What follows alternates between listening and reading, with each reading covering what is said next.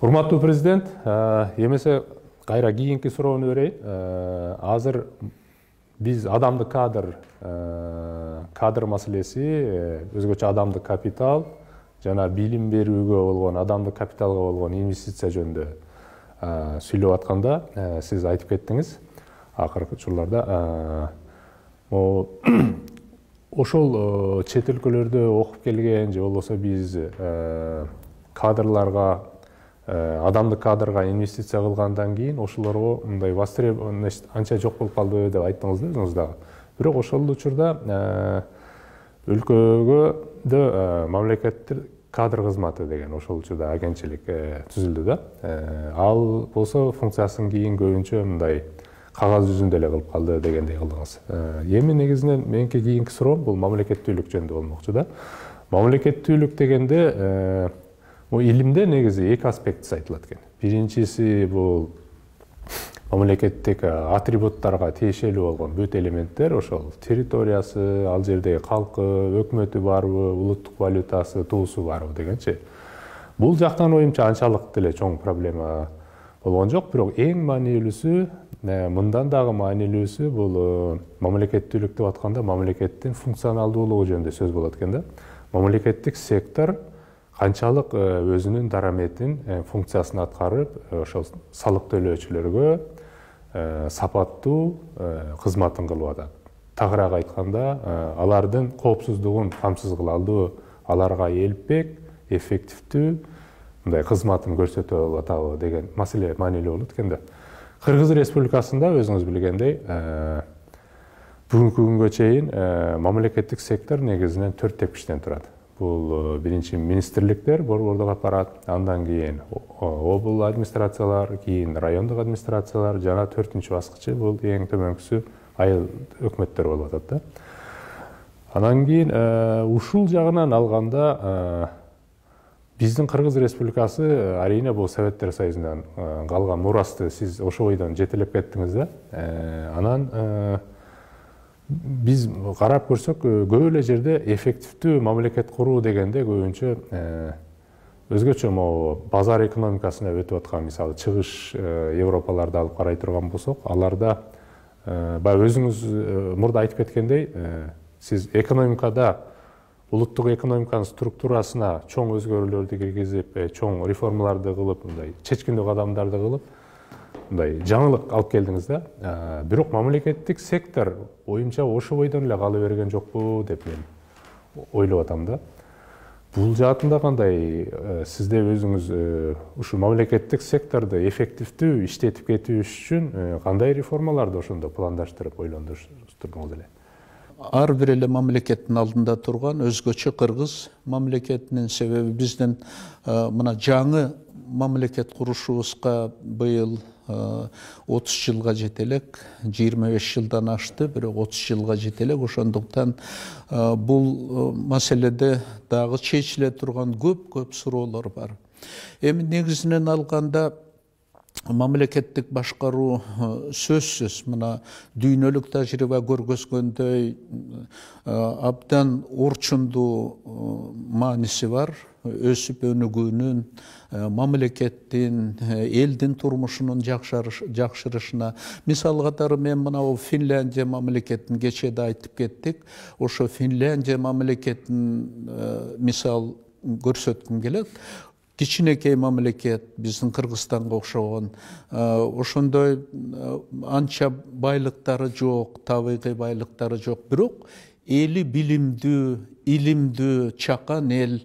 Эң негизгиси Финляндия ушундай бир мамлекеттик башкаруу жагынан зор сапатка, зор ушундай бийиктикке жетишкендиги бүт дүйнө таанып отурат. Мына ошондуктан карабайсыңарбы, 100 жыл мурун Россиянын эң артта калган бир провинцияларынын бирөө бүгүн дүйнөдө эң өсүп өнүккөн мамлекеттердин арасына киришип отурат. Ошол эле Япония, Түштүк Корея, Германия, Швеция ошолордун катарына кирип калды. Ошондуктан бул мамлекеттик башкаруу маселеси эң негизги маселелердин бири. Биз ошону түшүнүп 90-жылдарда бир топ аракет жасадык.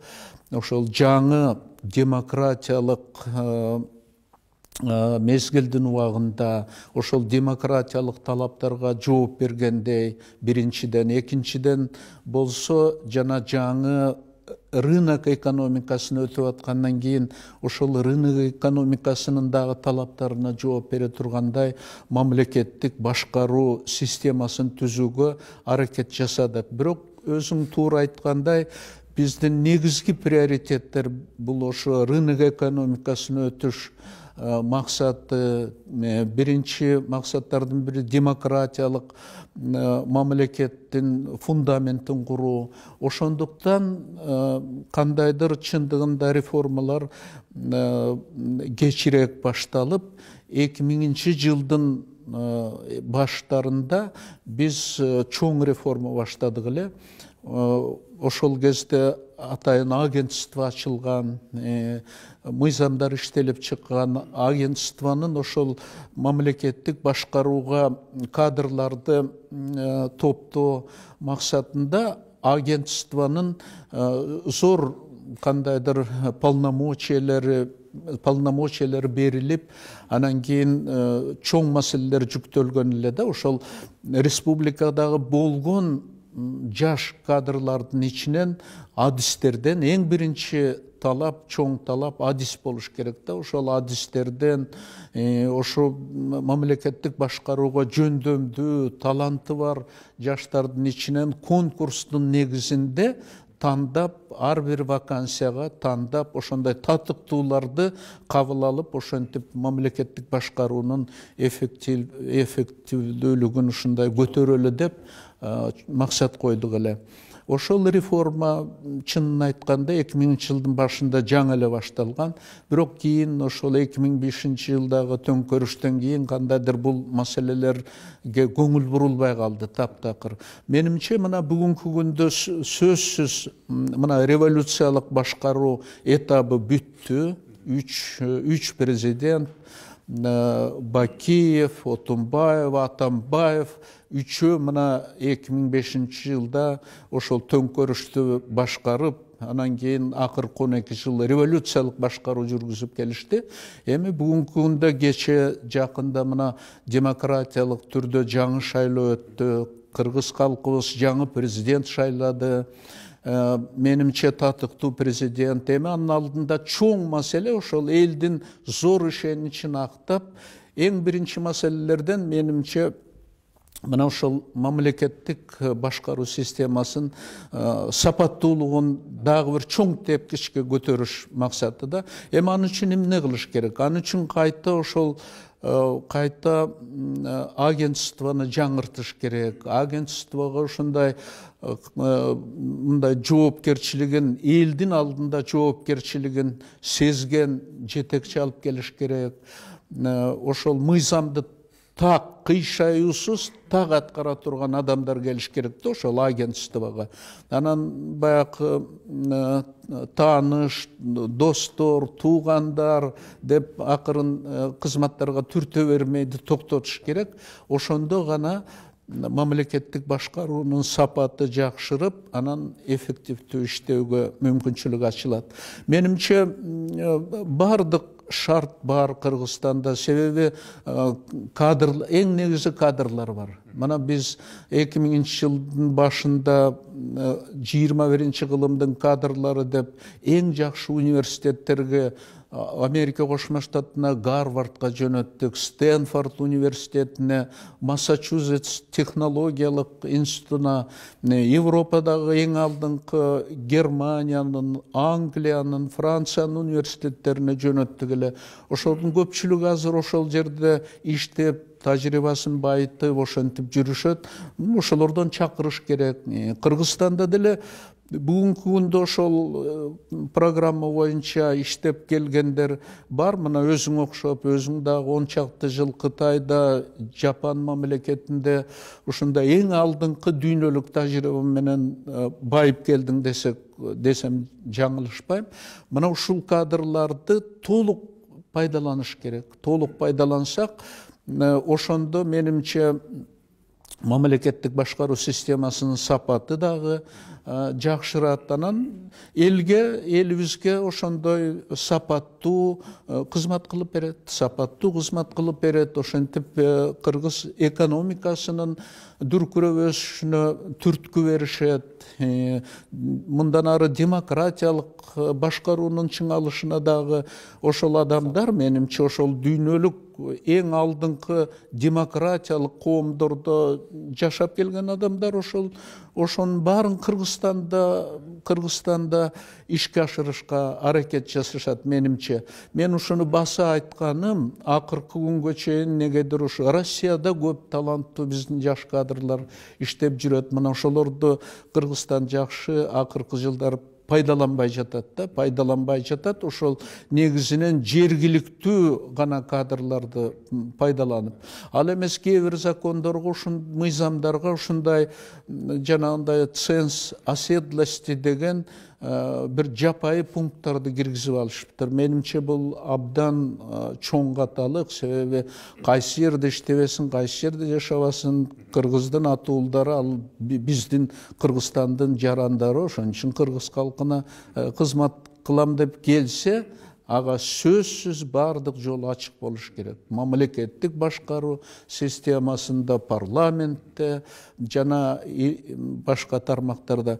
Мен ушуга кошумча дагы бир айтар элем, деги эле эң негизинен Кыргызстанда азыр жаңы бийликтердин алдында эң чоң маселе бул жаштар үчүн жумуш орундарын түзүү. Миңдеген, 10 миңдеген, 100 миңдеген жумуш орундарын түзүшүбүз керек. Сапаттуу, ошол жогорку квалификация талап кылган жумуш орундарын түзүш керек. Ушунун баарына кандайдыр өзүнчө программа болуш керек. Антпесек, мына жүздөгөн биздин ошо таланттуу кадрлар батышта иштеп жүрөт, чыгыш мамлекеттеринде иштеп жүрөт. Ошолор өз элине келип, ошондой өздөрүнүн квалификациясына жараган жумуш орундары болсо, келип иштеп берер эле. Мына ошого менимче мүмкүнчүлүк түзүш керек, сөзсүз.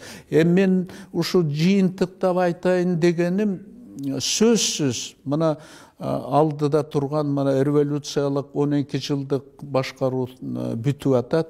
Президент Атамбаевдин кетиши менен эми ошо бир созидательный жаратма бир этап баштап, ошол жаратма этап үчүн жаңы кадрлар керек. Мына мисалы эске алсак, өткөн кылымда 30-жылдарда Кошмо Штаттарында улуу депрессия болгондо, улуу депрессиядан чыгыш үчүн Рузвельтти президент кылып шайлады Американын калкы. Анан Рузвельт эмне деди ошондо? Рузвельтти эмнеден баштайсыңыз дегенде, биз жаңы курс ачышыбыз керек, жаратма курс ачышыбыз керек. Ал эми жаңы курс үчүн жаңы кадрлар керек деп, ошо жаңы кадрларды тартып, ошо жаңы кадрлар аркылуу башкаруу системасын Америкада чоң реформа жасап, ошонун аркасы менен улуу депрессияны жеңип чыгышты америкалыктар. Анан 40-жылдарда мына экинчи дүйнөлүк согушта дагы Америка лидер болуп, ошол экинчи дүйнөлүк согушту да жеңиш менен аяктады. Мына ошон үчүн менимче азыр Кыргызстанда ушундай этап, бүгүнкү күндө ошол жаратма этапты баштап, жаңы курс баштап, ошо жаратма, созидательный, ушундай жакшы айттың, ушундай кечеде сүйлөштүк эле, Кыргызстанга бүгүнкү күндө сөзсүз бир экономикалык бир прорыв, рывок керек. Ошон үчүн жаңы кадрларды тартыш керек. Бул менимче эң негизги маселелердин бири. Президент мырза, азыр мындай математикалык алгоритм менен бир логиканы улантып кетейин деп атам да, айтканыңызгачы. Баягы 90-жылдарда биз чечкиндүү, эч коркпой либералдык экономикалык реформаларды жасадык да. Сиз жасап баштадыңыз. Бул деген нерсе коркпой бизде эркин базар экономикасына кирди да. Менчик секторго мүмкүнчүлүктү бердик. Көп мамлекет мойнуна алып алып кыла албай аткан көп жүктү элдин өзүнө бердик да. Салык төлөшү. Мунаны өзүңөр кылгыла депчи. Ошого жараша алгоритм бул либералдык экономиканын алгоритми бул ошого жараша мамлекеттик сектордагы кичирейиш керек деген нерсени түшүндүрөт экен да. Бул деген нерсе бизде азыр ошол учурда кандай экенин эле билбейм, бирок бүгүн деле сөздүн ачыгы 39 министрлик бар биздечи. Эми анын ичинен статусу боюнча 16, калгандары бул агентчиликтер, кызматтар, фонддор, бирок чынына келгенде ошондой эле чоң имаратта отурушат, ошондой эле штаты бар, ошондой эле баягы кымбат машинелерде жүрүшөт. Анан кийин бул акыркы учурларда ошо либералдык мамлекеттердин ошо мүнөзүн, натурасын карап көргөндө негизинен мамлекеттик сектор ошончолук чакан болгону жакшы экен да. Эгер экономиканы биз либералдык экономиканы тандай турган болсок, мамлекеттик секторду да кичирейтип, компактуу өкмөт бир баардыгын бириктирип, бир 15 министрлик эле кошуп, беркилерди анчалык агентчилик дебей эле бир департамент кылып, мисалы айта турган болсок, бүгүн 38 000 мамлекеттик кызматкер болсо, ошону бир чынында 20 000 эле кыскартып, 18 000-ин айлыгын буяка кошуп, анан кийин 18 000-ин конкурс менен кайра 20 000-ин алып, 18 000-ине 1 жылдык айлыктарын берип, эгер конкурстан өтпөй калса, анан дүйнөлүк мобилизация жарыялап, бүт ошо сиз айтып кеткен ошо Гарвардтанбы, Токионун университетиби, Жапандын, мисалы мен бүткөн Васедабы, ошого окшогондорго кайрадан конкурс жарыялап, эгер эффективдүү жалаң профессионал адамдарды алып келиш керекпи деп ойлойм да, кийинки президенттердин эмгеги катары. Буну мен айтканым бул структуралык реформа болмок да. Анан экинчиси дагы бул экономиканы либералдык базар экономикасына тапшырдык. Бирок мамлекет чоң болсо, мамлекеттик сектор бул бюрократия. Бюрократия деген нерсе өзүңүз айткандай булар нейтралдуу нерсе да. Булар жогордон эмнени айтса ляппай деп аткара турган булар солдаттар, туурабы? Чечим кабыл кылуучулар булар министрлер, саясатчылар, парламент. Анан кийин айтайын дегеним ошол мамлекеттик сектор канчалык чоң болсо, коррупция да көп болот деген ошондой алгоритм бар экен да. Себеби эл менен мамлекеттик сектордун түздөн түз контакты канчалык чоң болсо, коррупциянын пайда болуп кеткенге opportunity, шанс да чоң болот деп айтылат экен. Ошон үчүн чоң мамлекеттик аппаратты кармабай, кичинекей мамлекеттик аппаратты кармаса, эффективдүү экономикада көнүгөт, мамлекеттик секторда эффективдүү болот деген алгоритм бар экен. Бул жагына кандай ойлойсуз? Эми Сейтегиним мына айтканың бар абдан туура. Мен ошону толук кабыл алам. Эгер мен бүгүнкү күндө Кыргызстан президенти болсом, анда өзүңдү кеңешчи кылып чакырып, ушул айткан программаңды ишке ашыра баштайт элем эртең эле. Себеби чындыгын айтканда Кыргыз республикасына, биз чакан республикабыз, чакан мамлекет керек, өзүң абдан туура айттың, чакан мамлекет керек. Мына Финляндияны биз мисал кылып айтып атабыз. Финляндияда 10 чактыга жетпеген эле министрлик бар. Бюрократиясы эң кичинекей Европа мамлекеттерине салыштырма. Ошондуктан мына коррупция жок эсе. Финляндияда коррупция боюнча Финляндия дүйнөнүн эң артында. Ошон үчүн ани гордятся. Анан бирок ошол чиновниктери баары адис, сапаттуу, ошондуктан ушунчалык эффективдүү иштеп, мына эли гүлдөп өсүп өнүгүп атат. Ошондуктан мен ушул программаңды толук колдойм. Мына азыркы жаңы шайланган президент ушу эң биринчи ушул мамлекеттик башкаруу системасынын структуралык реформаларын жүргүзүш керек. Абдан туура айтасың. Эми Кыргызстанга 20-30 министрлик, агентстволордун эч кандай кереги жок, эч кандай. Мына чоң мамлекет болсо бир жөн Россиядай. Анан кичинекей мамлекетке чакан ушу бир 10 чакты министрлик болуш керек, жетиштүү. Эми биздин мамлекет үчүн жанагындай өзүң айтып кеттиң, азыр мамлекеттик бийлик 4 тепкичтен турат. Менимче эң негизгиси бул эки эле тепкичи. Чынында бул губернаторлорду деле жоюп койсо болот. Жергиликтүү өкмөттөр.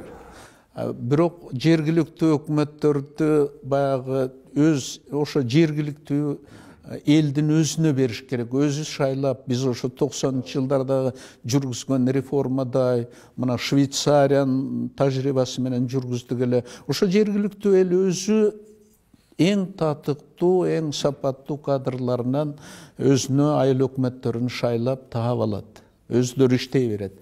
Анан кийин чакан борбордуу өкмөт керек. Анан ортоңку звенолору жана область, райондорду дагы өтө чакан болуш керек. Алар өтө чакан болбосо, алар дагы өзүнчө жанагындай бюрократияга айланып алып, шайлоолордо админ ресурстун булагы болуп алат кейин. Абдан туура айтасың. Ошондуктан менимче бул эң биринчи жаңы шайланган президенттин маселеси ушунда туруш керек. Бул көп каражат талап кылбайт. Буга жанагындай саясий эрк керек.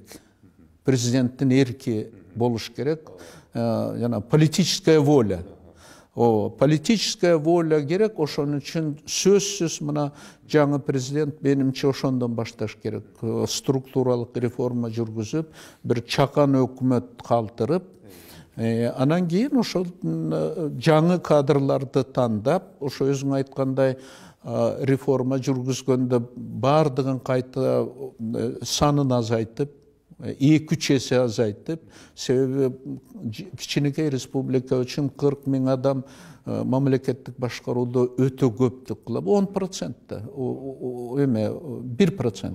Бул абдан көп деп кылат. Ошондуктан менимче ошо жанагындай реформа жүргүзүп, анан кийин ошол калган орундардын баарына конкурс негизинде кабыл алып, анан жаңы кадрларды дагы тартууга мүмкүнчүлүк алар эле. Ошол адистерден, эмне үчүн чакырбайт, чет өлкөлөрдөн, мына биз көп айттык, ошол батышта иштеп жүргөндөр бар, Туркияда иштеп жүргөндөр бар, чыгыш мамлекеттерде жүргөндөр бар. Ошолордун баарын тартыш керек. Ошентип бийликти жаңыртып, жана Рузвельт айткандай жаңы кадрларды топтоп, анан жаңы курс ашса, ошондо менимче ийгилик башталат.